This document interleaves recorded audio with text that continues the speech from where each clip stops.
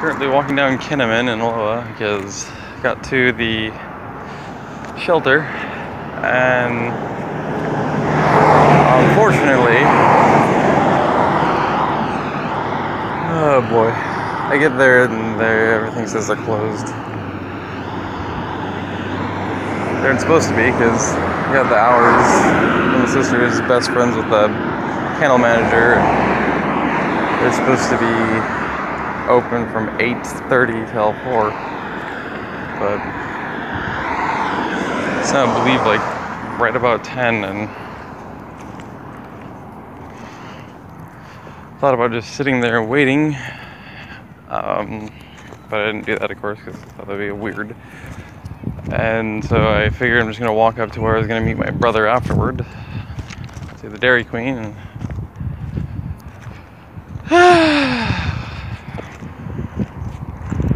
well, that went swimmingly already. Didn't even drop off the cover letter.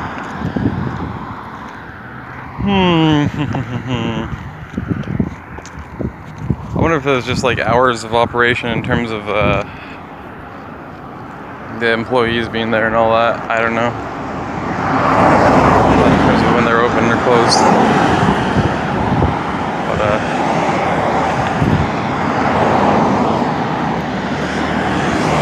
sound defeat by conflicting hours open. Yeah. Let's see if I can get my brother to take me back though later today, hopefully. See?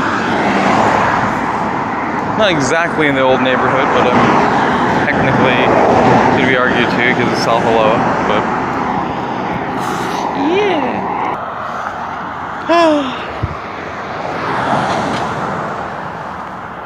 Again, it's a almost old hood. Technically you could argue it is because it's South Aloha, but walking down Kinnaman Road from Farmington from 185th towards Farmington. It's what was I gonna say? Oh right, no. This set of blocks in South Aloha is interesting, just in the sense that it's a big block. TV Highway, 185th, Farmington, 170th. Is that just the block I'm thinking of? Yeah, it is. Okay, so you think that would form a proper rectangle if you just think about it in principle, but it actually doesn't, because if you try and connect them up northwest, east, or north, south, east, west, however you want to arrange those directions, it forms one of the weirdest things in your head. It's just an absolute. It just absolutely screws with your head, screws with your brain, because it just doesn't make any sense. And you know it does. If you just put it into a map, and then think about just simple four sides, it's like, duh, of course it makes sense. But then if you actually think about it when you're from here and you know the neighborhood really well, it gets so mind-bogglingly confusing because it doesn't actually make any sense when you try and connect them up. It's... because Farmington Road crosses 185th. It does not make a turn. 185th, even though it's crossed by Farmington and Farmington doesn't make a turn, it also doesn't make a turn, yet it parallels Farmington. And so it immediately makes it extremely confusing because at the same time, 185th makes the west boundary, Farmington makes the east boundary, TV Highway makes the north boundary, but Farmington, or east boundary is actually 170th, but yeah, see, it's already screwing with my mind, because it's just like, the heck, because from this next intersection up ahead, up there, just past there, it's Farmington, where Kinnaman ends on, and it also ends on 170, or, does it end on 170? No, I think it ends on 198th, yeah. And then, yeah, so Farmington's just up ahead here, and then it crosses 170th, which the 170th is going this way, but Farmington's also going this way, you know, which is east-west, and yet it crosses 170. See, it doesn't make any sense, yet it does. It's weird. It's so weird. A simple 4-block or 4-street block, and somehow it doesn't make any sense, yet it does. It's a immediate contradiction. Also, if you look over here, it's Crunch Fitness currently. This gym has changed hands so many times in my life. It's stupid, and I don't think it's even been here that long. But it's literally, this is now Crunch. Before that, I think it was it Gold's Gym? Or was it? I think it was actually, God, I can't remember. I think it was Gold's Gym before this still, although I think there was actually some other gym that came in after. No, some other gym came in after Gold's Gym, and then it became Crunch. But yeah, so you go backwards, it's Crunch, some other gym, I can't remember. Then it's Gold's Fitness, then it was Bally, and I think, if I remember correctly, my mom said it was something before that, and I think I vaguely remember that too. It can never stick to a specific brand of gym over there. It's weird. I don't understand it exactly. Like, every gym that's in there fails, but then they put in another competing gym, and somehow it lasts a few years and then it doesn't stick, and the next thing you know, you have another gym in there. You only have so many brands of gyms. I don't know what exactly they're planning on doing if this one fails too. Probably won't. It's Aloha, so since it's a $9.95 membership per gym, likely it is this is the gym that's going to stick because it matches the economics of the neighborhood. But all right, yeah, family tradition.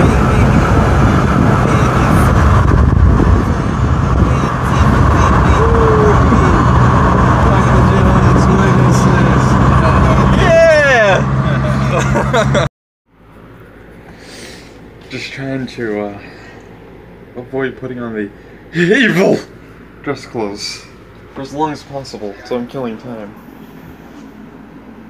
I'm killing time. Because I do not want to put on those clothes at all. For any reason, shape, or form.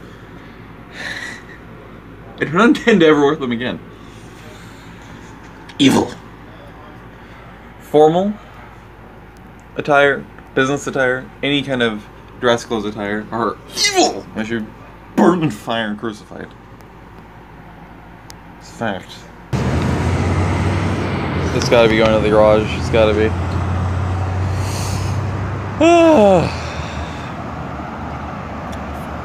See if I have to wait 20 minutes today, just like I did on Monday, to get a 52, because that's stupid for a 52 to have to wait 20 minutes for it while seeing other 62s go by. There's another one! What the hell? Is that also going to the garage? What the heck? That's two literally back-to-back buses. That's got to be going to the garage. I can't see any other possibility. Both of them. If they're not, then they have a bunch of buses crushed together. That's got to be going to the garage. Yeah, but I saw that, or rather I talked to somebody while crossing the street that lives right in this specific neighborhood out from Murray and Farmington, and they said that, on the 3rd, it was from TriMet directly, they're supposed to have increased 52 service, which to me would mean that it's every 15 minutes a bus is supposed to come, but it seems, if anything, that it's decreased vastly in service from what it used to be, which was every 20-25 minutes. It sucks ass. So it's one of the busiest lines, but so is the 62, but so far lately it seems like the 62 has by far more buses on it lately than the 52, which is ludicrous beyond that. So we'll see if I have to wait 20 minutes again. Hopefully not. I would walk it because I could get to probably 170th by the time the 52 gets here if it's another 20 minutes. Swapping hands. But no, even if I don't get hot or anything, I'm gonna end up sweating a little bit. That's not a great thing for interviews, is it? So we can see. But anyway, hopefully I don't sweat too long. Although then again, the longer I'd have to wait, technically the better, in the sense that I wouldn't necessarily have to worry about getting to my interview so early, because of TriMet's scheduling. I had to get up at 8 again, so you catch the exact same bus I caught on Monday for an hour later appointment time, which is ludicrous. So it's idiotic, but we shall see if that ends up happening. Yeah. The evil attire of dress clothes. I'm a victim of dress code, that's what I'll honestly call it, and I will call it that. And just like the other day, there's a 52 going the other way, just up there. And I had to wait for that bus to get to the Beaverton Transit Center to come back and then turn down Murray so I could go back to the Merlot garage. And then wait for a different bus to get online and then start running.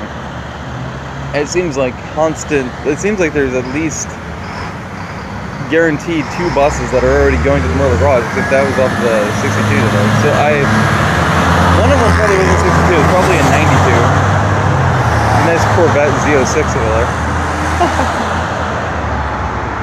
Not a car guy, but I love this car. Anyway, to see what happens. So probably, but each bus is I'm suffering. It's going to stay inside. I'm suffering because of the torture of wearing dress clothes.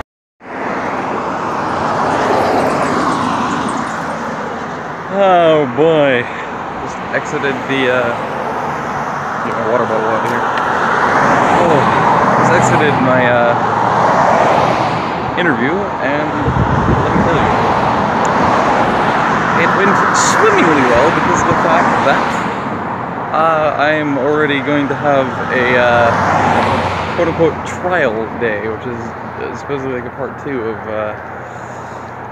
the interview, which is yeah, just basically a trial day to get acquainted with things there and learn the ropes a bit, get familiar on Monday. But that kind of means I have to probably get up around, roughly I would expect, like 5:30. Lethal for me, but I gotta do it if I want this job, and I do, so.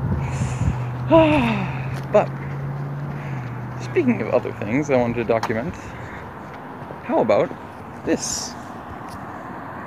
Look at this! Look at this carving. It's so cool. It's so cool. So cool. Love it. Look at this. It proves how incredibly resilient nature and life really is. Where every living thing just demands the right to keep on living, keep going. You get it all the way down into one of the tiniest, just really tiny stump, way down low.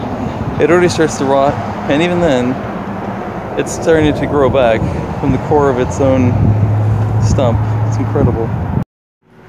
So I just pulled a major stupid. I just thought I recorded a video. No, I just pushed the camera, I just pushed the take picture button instead of the actual camera, so record button. And so sitting here talking to a camera, in which, when I turned it around, black screen. I realized when I looked at my gallery, it's like, let me guess, I just took a picture? Yeah, that's what I did. Good for me, I'm intelligent. Anyway, yeah. So basically, what I was saying is, yeah, interview went well, very, very well, in fact, to the extent that I basically, in fact, I am literally going in Monday, this coming Monday, for what they call a part 2. Yeah, so working 8 to 5:30 on Monday is essentially basically a way for them to familiarize me with the entire environment and the jobs and what they expect me to do and basically all that, while they get a feel for me and the animals get a feel for me, and then vice versa, to see if at the end of the day, basically, if we feel like each other are the right fit. And with that being said, obviously they feel like I probably am the guy for the job, because they literally basically just handed me, you know, the first possible date for my what would be my boss Shanae to actually be open and be there without any excess commitments other than just checking up and taking care of the kitties. So, yeah, basically they just handed me it for as soon as possible time to get in and to just see how it goes. And with that being said, I feel like if they're potentially, if they're willing to do that for me, then they're probably also there's a decent, pretty good chance basically that they might hire me on spot if we all feel like it's a good fit for each other.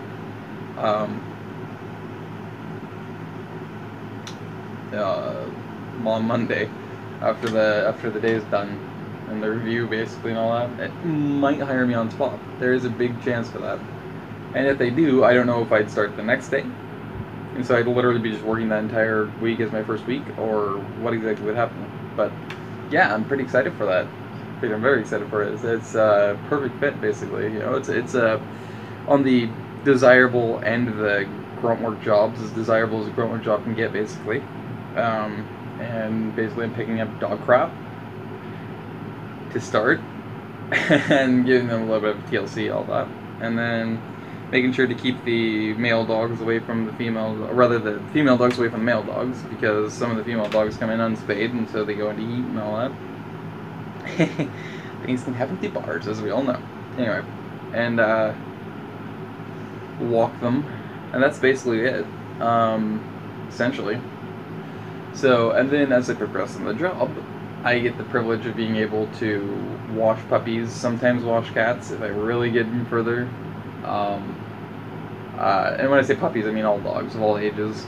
But anyway, and then of course, I think it's probably first day thing too, is to basically keep a perpetual load of laundry going, because they have tons of it every day pretty much, where they're trying to maintain the bedding for the dogs as clean as possible, as consistently as possible. So there's constant laundry to be done, which is perfectly fine, because that's super simple and easy to do. It takes just a few seconds, basically.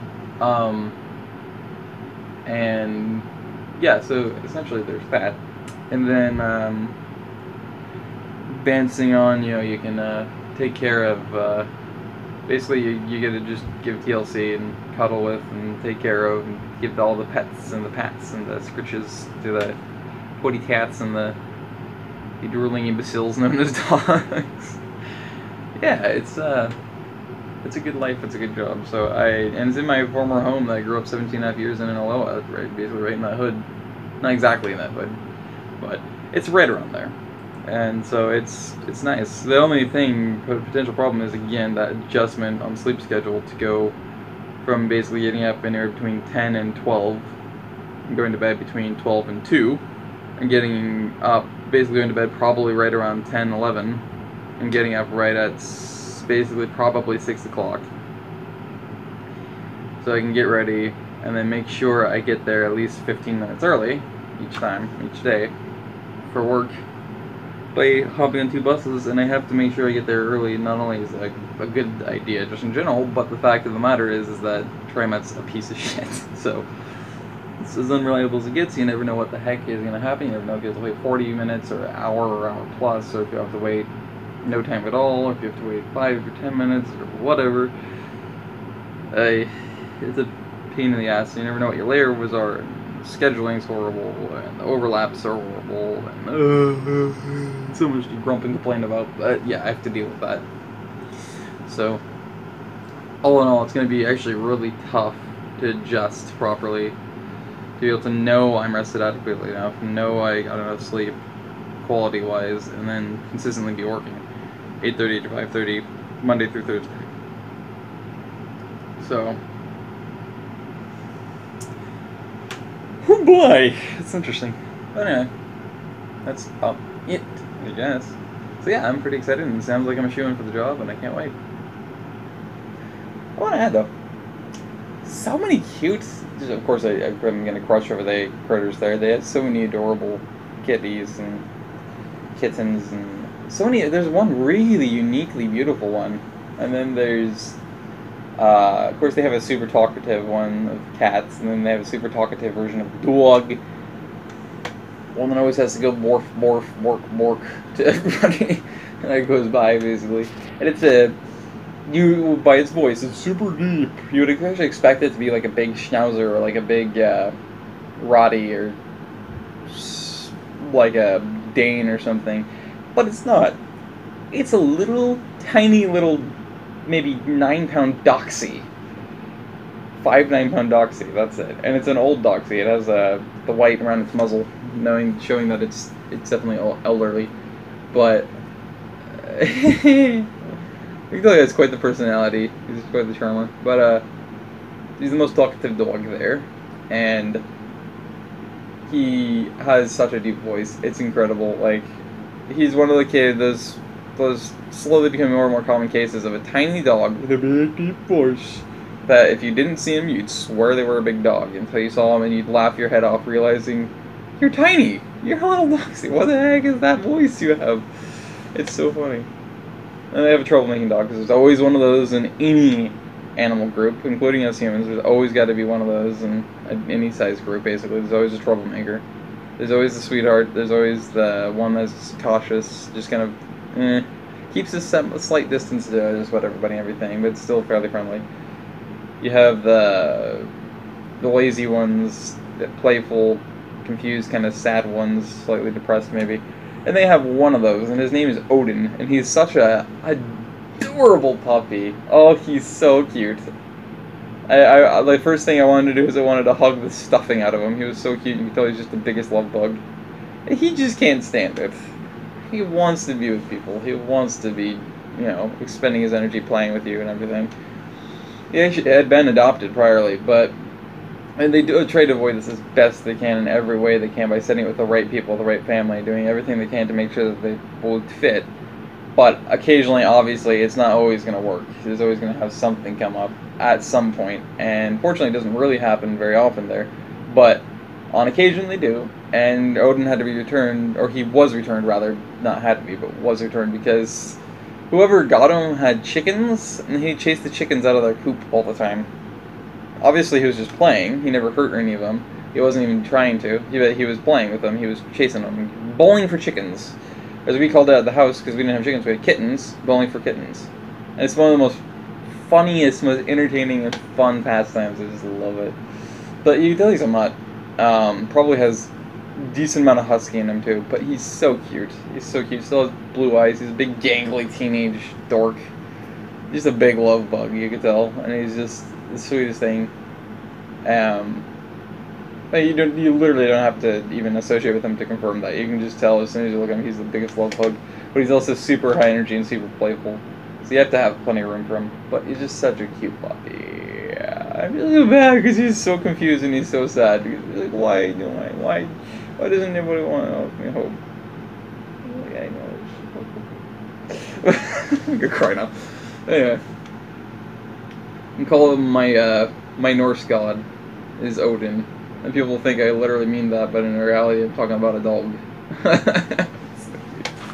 I don't know, like, I don't have a preference. There's always that question that comes up even to me, especially in this interview it even came up, which is, would you consider yourself a dog or cat person? I said, I consider myself very impartial.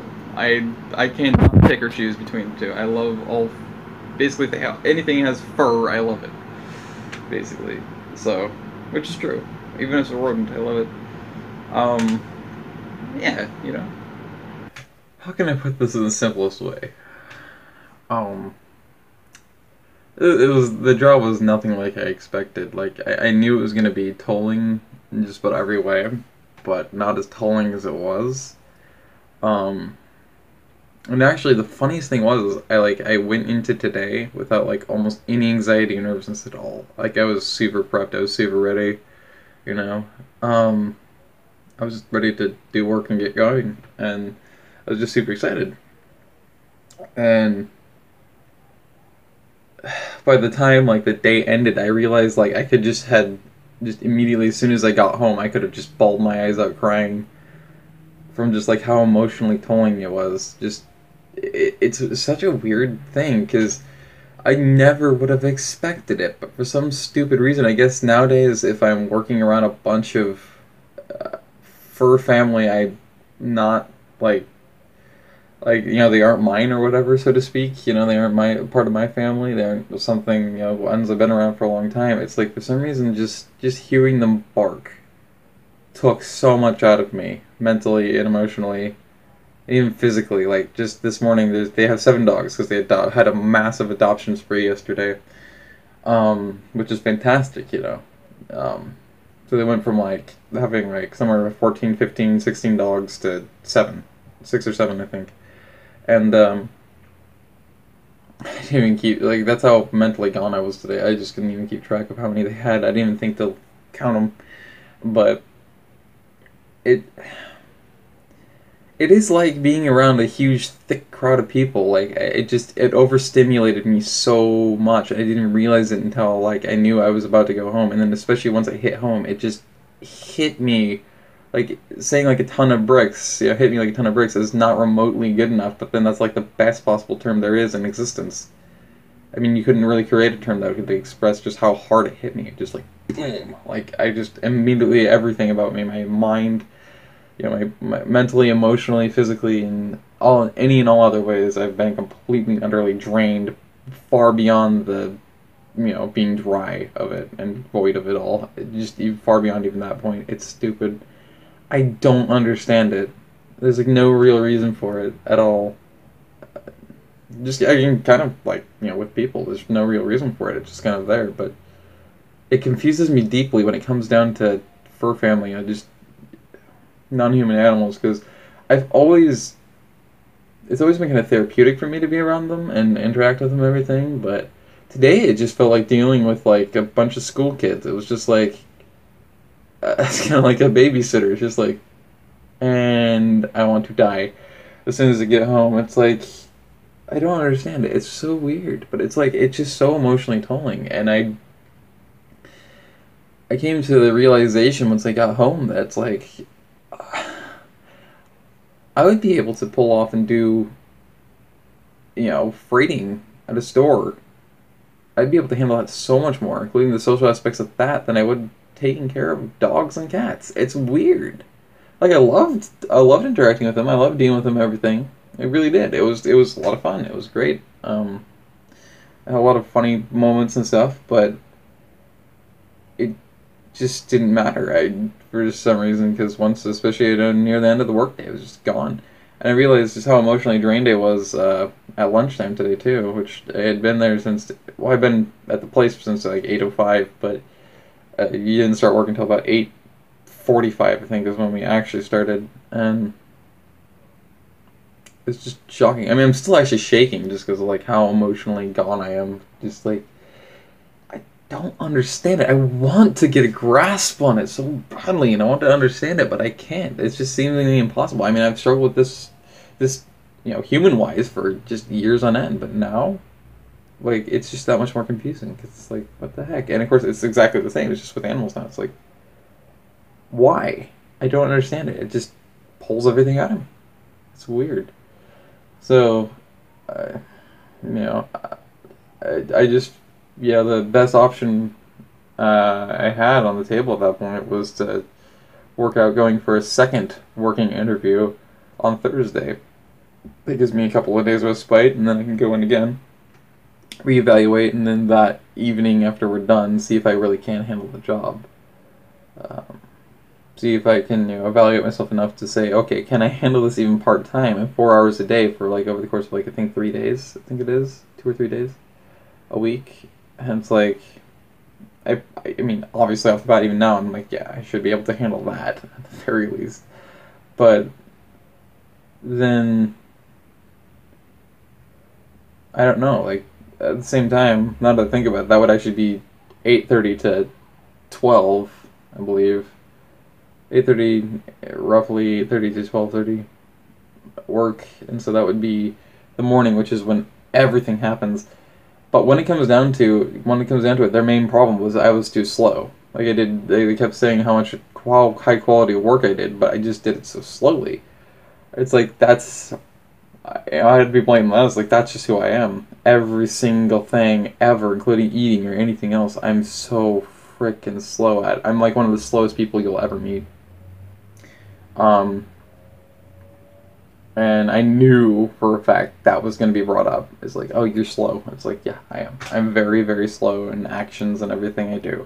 It's mistaken constantly, like, oh, it's because you're nitpicking, you're OCD, you're going overboard with it all, being too picky. It's like, that's a complete misinterpretation. 90% of the time, it's, being that slow. I mean, I can sort of understand why people think it's me nitpicking or something, but it's not. It's just 100%. That's just how slow I am.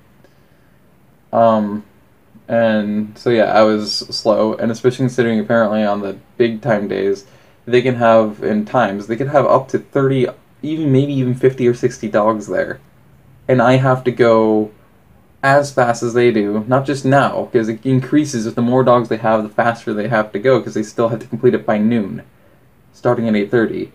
Even if there's 60 dogs there, they have to finish it by 12.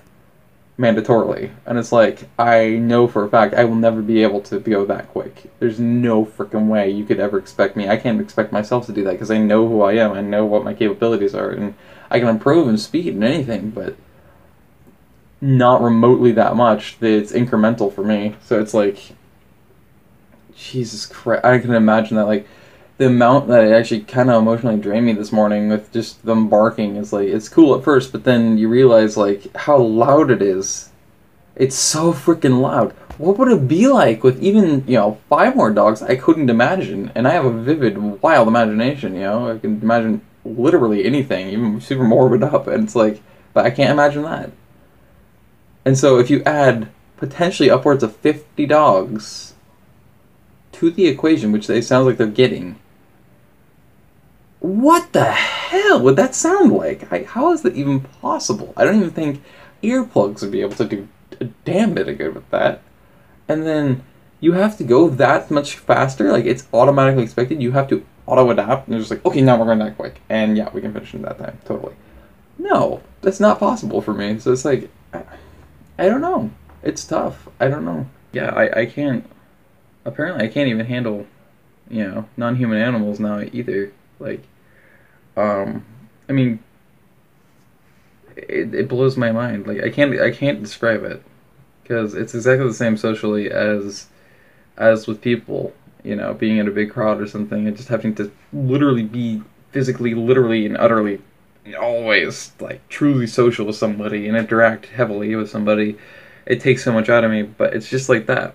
Or like taking care of a bunch of kids, and kids, especially at the really high energy age, and chaotic and just weird, they actually automatically like me. Like, they just, for some reason, they just drift to me. It's like, yeah, I can tell you're basically one of us. One of us.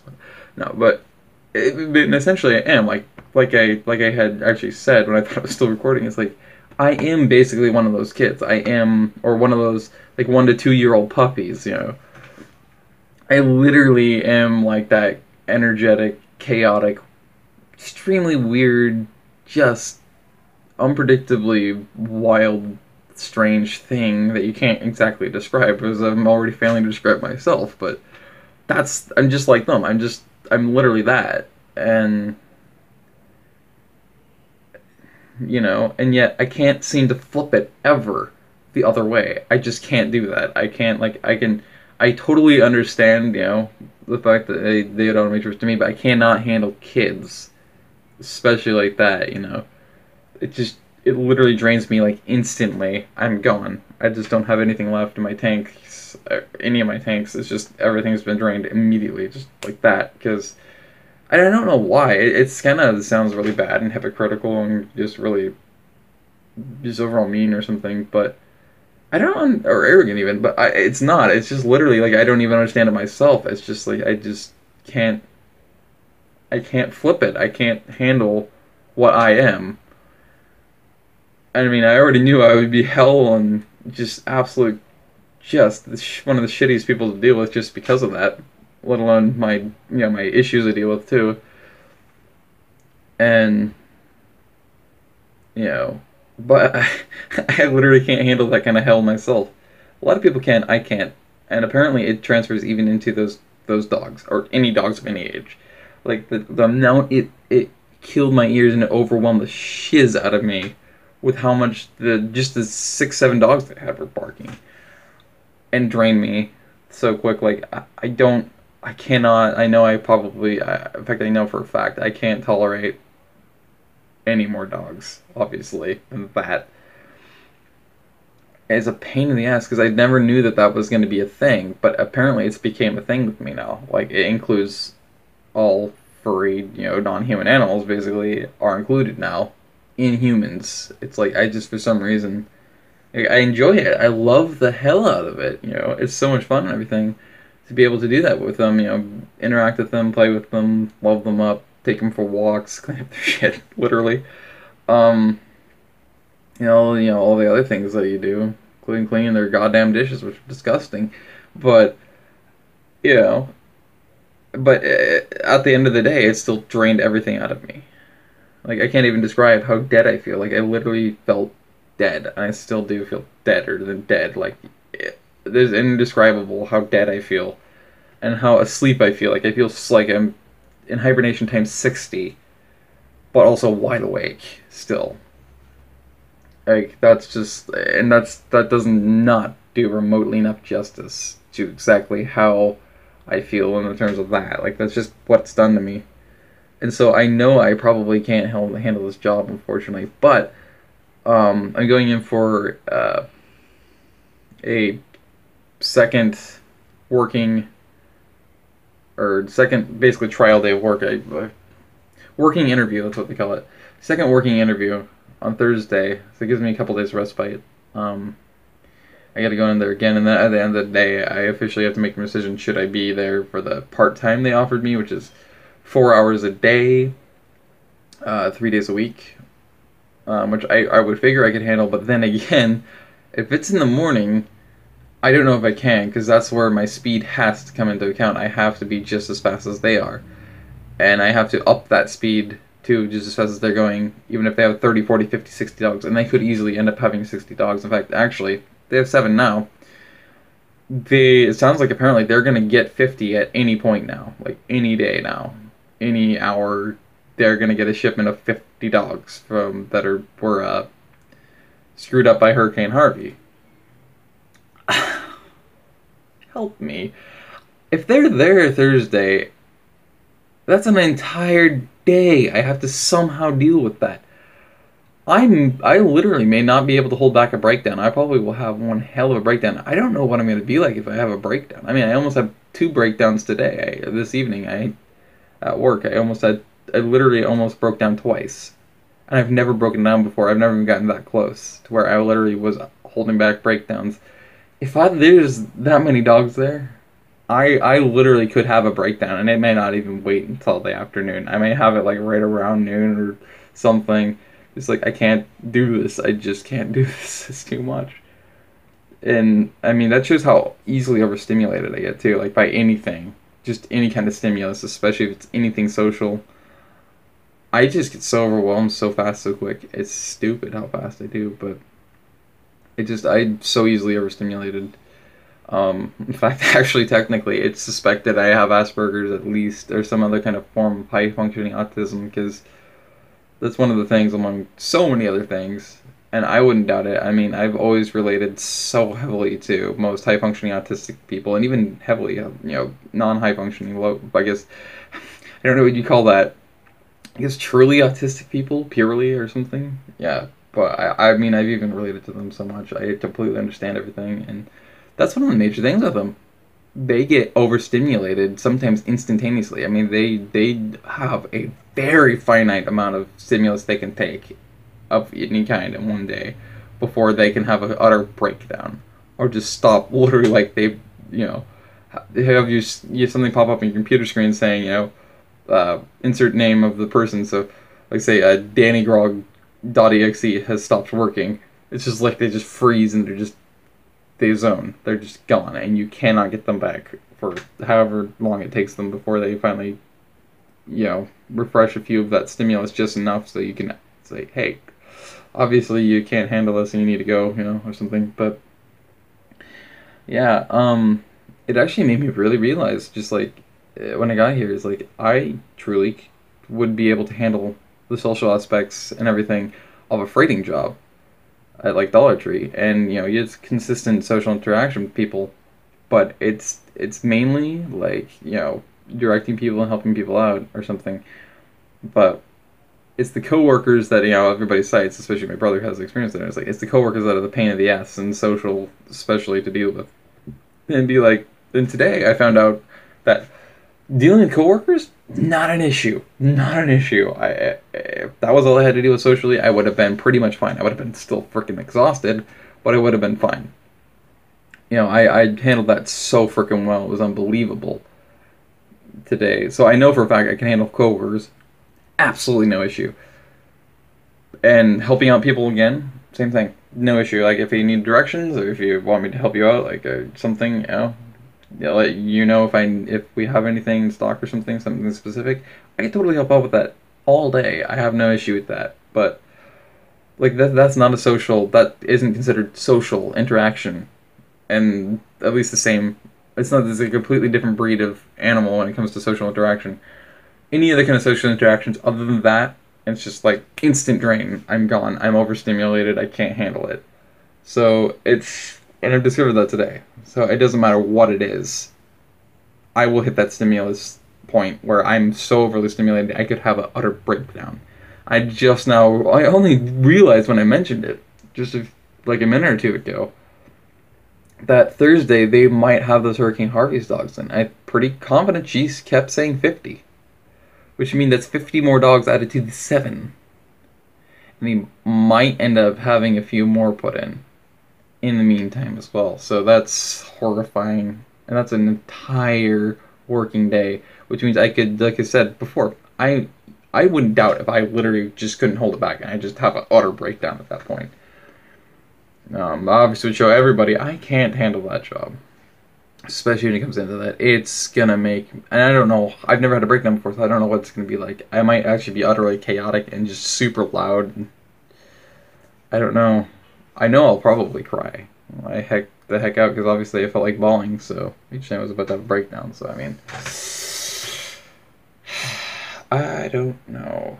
I swore to God I could handle this job, and it would be perfect. And it still is kind of perfect, other than apparently the social aspect. But that taught me something valuable about myself, is that no matter what it is, if it's any kind of that social stimulus, even with animals, I can get so quickly overwhelmed.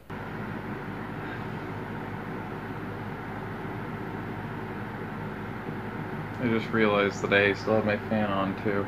So it's not just the power supply fan, it's my fan on. Well, professionalism. Yeah. I've been editing an epic. Okay, yeah, it's kind of like an epic because, as you can tell, it's just over 40 minutes long.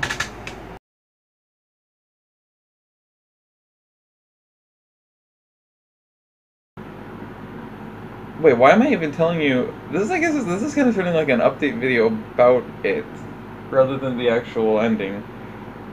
This I just realized how much this didn't make any sense, because now you're gonna be like, dude, we just watched that, what the hell are you talking about? Why are you telling this again? I'm stupid. Okay, well, pardon me for auto-defaulting. I'm a piece of crap. Anyway, and I can't brain. I'm a white male American. I'm not born with a brain. I can't use logic, I don't think. I just do, okay? Shut up. Anyway, God damn it. Now that this is requiring brain power, my brain's like, no, not work. You're a slave driver. Like, oh, you're torture. Oh, god damn it, this is a whirlwind, suddenly. Holy crap. Let's see. Right, so you already knew that, because you got to this point, so let's just get to what I was supposed to be saying or focusing on. Right. No. Yes, I'm crunk. Okay, so yeah. You already saw what you saw. You already know what it is, obviously, because this is the ending. So, hey, welcome to the end. It's not exactly the end, because this ending is going to be, well, it's going to be an ending, not an actual end. So, it's actually an ending, not an end. I'm going to go shoot myself. Ew, excuse me. Why is this so freaking complicated for my feeble, non-existent brain? It's just like, it cannot grasp something so simple. It's like the frickin' harnesses on dogs. It's like, I am caveman. I have not advanced my brain and neurological abilities to this extreme head of knowledge yet. This is far beyond what I can learn. But I must study. Second trail day. I was having a bit of occasional anxiety, and basically anxiety and stress fits, coming out of the night I came back from the first working interview day, because it was, well, as I explained here in this video, it was really tough. It drained like literally everything and then some out of every system in my body, every part of me. It just was overloaded as hell, overstimulated and everything to a huge extent. You know, so I had anxiety going through up until right around, in fact, it was up until I literally saw an airplane flying over the intersection of Farmington and Murray while I was waiting there for the bus, for the 52, to go to my second trail day. And then suddenly I didn't have anxiety anymore, or stress. And then it came back a little bit once I got off the bus and I was about to enter work. But by the time I was able to go pee, once I finally got in the building, I'm like, just kind of told my brain quietly to myself, I'm like, shut up, you're gonna do fine, it's gonna be great. It's gonna be the biggest wall of two of your emotions you've ever seen. No, but it's gonna be yeah, it's gonna be fine basically. And I did better than I expected. Actually, I did better than I did the first half of the day. I didn't quite make it to noon, but it was like 11:50, I think, is when what would have been my boss Sinead pulled me in, basically. Yeah, I didn't even make it quite half day, because they noted that specifically the people I worked with in the kennels, which was Alec and, in this case, somebody else who comes in when Jenny, which is another one of the would have been co-workers in the kennels, wasn't there, and then they were missing a lot of volunteers that were supposed to be there. They even were missing their vet tech, which I guess decided they just weren't coming in that day, which they're having issues with. And that was a surgery day, so they were trying to scrap for what the hell they could do. Yeah, so it was what they call a day it's gonna go how it goes, basically, because, but yeah, they noticed that my effort was up, my focus was way up from where it was the first day, and I was really attacking my jobs, and I was going noticeably quicker, but the noticeably quicker was not remotely quick enough. It was still stupid slow. For me, basically, the speed I had on Monday, on Thursday, which is the second working trail day, it was noticeably quicker than that. But on overall speed aspects, normally people would not have noticed any speed upgrade. It was just as slow. So I ultimately got let go because of the fact that I was too slow. So and there was no room for learning and growing to go faster unless you learn instantly. You just instantly suddenly, oh, I can suddenly go faster now. Great! Which is physically impossible for anybody to do, so what the hell? But I can understand it because they desperately need the speed, and so Alec is one who told Sinead, basically, it's definitely noticeable that, he's committed to it, but it doesn't matter because I'm confident that there wouldn't have been any extra progress without him. So I got, technically, I guess it wasn't firing so much as I got laid off, I guess is what I would say it was. So that was grand. But it was kind of funny because I was constantly saying, even that morning, I'm like, I wish I could just call in. Just as if it was a school. And I could say, hey, I'm not coming in today. Sorry. We're just not a fit for each other. It's what I felt like. I just wanted to do that, but of course I didn't. I ended up going anyway, and I knew I needed to, so I did it as much as I really didn't want to. And then by the time I got there, like I said, I actually was a lot more focused than ever, and I did a lot better than I thought I would. And I actually was kind of enjoying it more. I was not remotely as overstimulated as I was by that time the other day, because by that time I already was mentally and physically, I was gone. But yeah, it didn't matter because it was like, okay, yeah, I can totally do this, and then I get pulled in, like, nope, you're too slow, sorry, goodbye. That's how that went. So I ended up not getting it. So basically I went from interview to 75% hired to 50% hired to you're fired. In a sequence of about, what is that, 8, like, I guess 12 hours of work. I mean, that's a stupid rapid sequence. So that's an adventure. But leave it up to me in my life to have that happen in any subject in any place for anything, whether it's work or something else. That doesn't matter. That would probably likely happen to me, and it did. So that's what happened. And, you know, it's a very valuable experience because I learned a hell of a lot about myself, what I can and can't handle, and my limits and things like that. So that was extremely important, actually. But hey, I got paid $140.63 for working about 11 and a half to 12 hours. It's not bad, actually. So, but that's pretty damn cool. But yeah, so I mean, it was a good set of experience in it, and I gotta socialize with Odin, my null scout.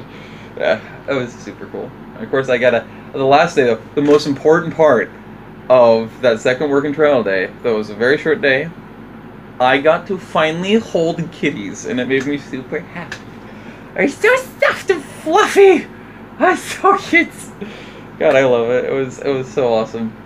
As soon as I got offered to hold a cat, because of the fact that they need to make sure they didn't try and get away and all that while they're cleaning their litter boxes, I'm like, hell yes! And the first one I got was, Laura, who's for me, not anybody else there apparently, but she's especially social and non-grumpy with me, along with, and wants the cuddles and stuff, and pets, just like her sister Loretta does. And Loretta's a super social, sweet one to everybody. But, I got to hold Laura, and she was so fluffy, and she was a fluffier one, so she was so fluffy and she was so soft. And she literally acted like a rag doll. Once I had her in my arms, she just relaxed so much, just like a rag doll. I'm trying to shake for some reason. I guess it's because my arm's tired. Yeah, so anyway. That would be it, my arm was tired. So anyway, yeah, it's, she just relaxed like a rag doll. She just went super limp, so like ragdoll physics basically is kind of how she relaxed says. She was just limp in my hands. It was so soft. And she was basically almost snoozing. It was so cute.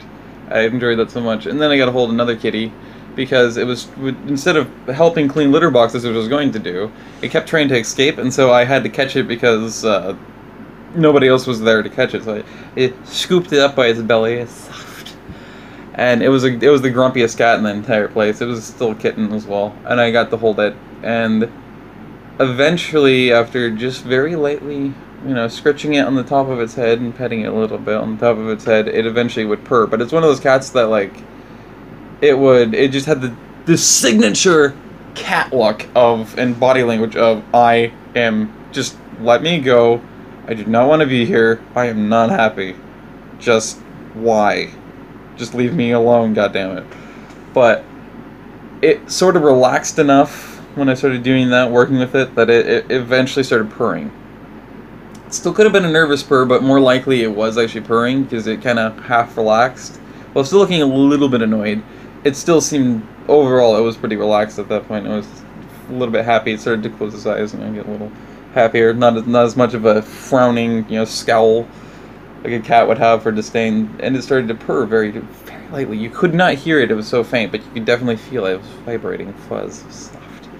Well, anyway, and yeah. And that was cool, because I got it to purr. Nobody else had gotten it to purr, especially being on Grumps.